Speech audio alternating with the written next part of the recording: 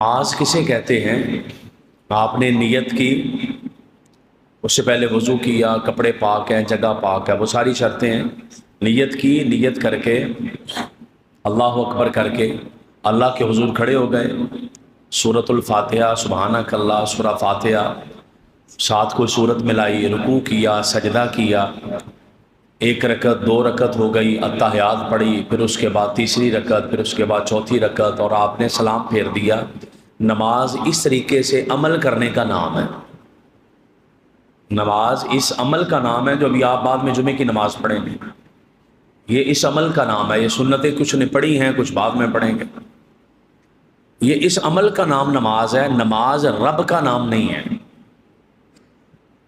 نماز اللہ کو نہیں کہتے۔ کوئی بندہ کہے نماز ہی اللہ ہے تو ایسا نہیں ہے، اللہ کی ذات اور ہے، نماز اور ہے۔ نماز